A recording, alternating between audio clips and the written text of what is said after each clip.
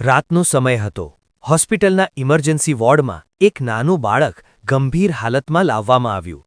બાળકના માતાપિતા અને સગા ખૂબ ચિંતિત હતા. ડોક્ટર હજુ સુધી હોસ્પિટલમાં પહોંચ્યા નહોતા, તેથી બધાની ચિંતા વધતી જતી હતી. ડોક્ટર વિશે ફરિયાદ. બાળકની હાલત જોઈને સગાઓ બેચેન બની ગયા. તેઓ ગુસ્સે થઈને કહેવા લાગ્યા, "આ ડોક્ટર ક્યાં છે? દર્દી એટલી ગંભીર હાલતમાં છે અને ડોક્ટર હજુ સુધી આવ્યા નથી." હોસ્પિટલમાં તણાવ ભરેલું વાતાવરણ હતું. થોડા સમય પછી ડોક્ટર ઝડપથી હોસ્પિટલમાં આવ્યા. તેઓ ખૂબ થાકેલા લાગતા હતા, પરંતુ તેમના ચહેરા પર ગંભીરતા અને જવાબદારી દેખાતી હતી. સગાઓ ગુસ્સાથી તેમને જોઈ રહ્યા હતા. ડોક્ટર તરત જ ઇમરજન્સી રૂમમાં ગયા અને બાળકની તપાસ શરૂ કરી. નર્સો તેમની મદદ કરી રહી હતી. ડોક્ટર ખૂબ ધ્યાનથી અને તાત્કાલિક સારવાર કરવા લાગ્યા. થોડી જ વારમાં બાળકની સ્થિતિ સુધરવા લાગી.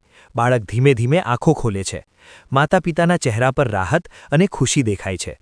બાળક સારું થતાં તેના માતાપિતા ખૂબ ખુશ થઈ જાય છે. તેઓ ડોક્ટરને હાથ જોડીને કહે છે, "ડોક્ટર સાહેબ, તમારો ખૂબ ખૂબ આભાર. તમે અમારા બાળકને બચાવ્યો." આભાર સાંભળ્યા પછી ડોક્ટર શાંતિથી માથું હલાવે છે અને કહે છે, "હવે બાળક ખતરાથી બહાર છે." અને પછી તેઓ તરત જ હોસ્પિટલમાંથી ઝડપથી બહાર નીકળી જાય છે. બાળકના સગાઓને આશ્ચર્ય થાય છે કે ડોક્ટર એટલી ઝડપથી કેમ ચાલ્યા ગયા.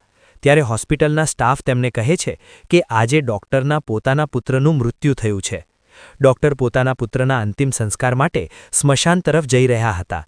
પોતાના દિલમાં ભારે દુઃખ હોવા છતાં તેઓ પહેલા હોસ્પિટલ આવ્યા અને એક બાળકનું જીવન બચાવ્યું. આ વાત સાંભળીને બાળકના માતાપિતાને ખૂબ પછતાવો થાય છે. તેઓ વિચારે છે કે તેમણે ડોક્ટર વિશે કેટલું ખોટું બોલ્યું.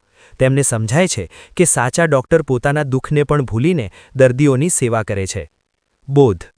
ક્યારેય કોઈ વ્યક્તિ વિશે સંપૂર્ણ સત્ય જાણ્યા વગર તેને દોષ આપવો જોઈએ નહીં. પાઠક સાહેબની આ યુટ્યુબ ચેનલ લાઇક અને સબસ્ક્રાઇબ કરવાનું ભૂલશો નહીં. Channel address Pathak Madhusudan.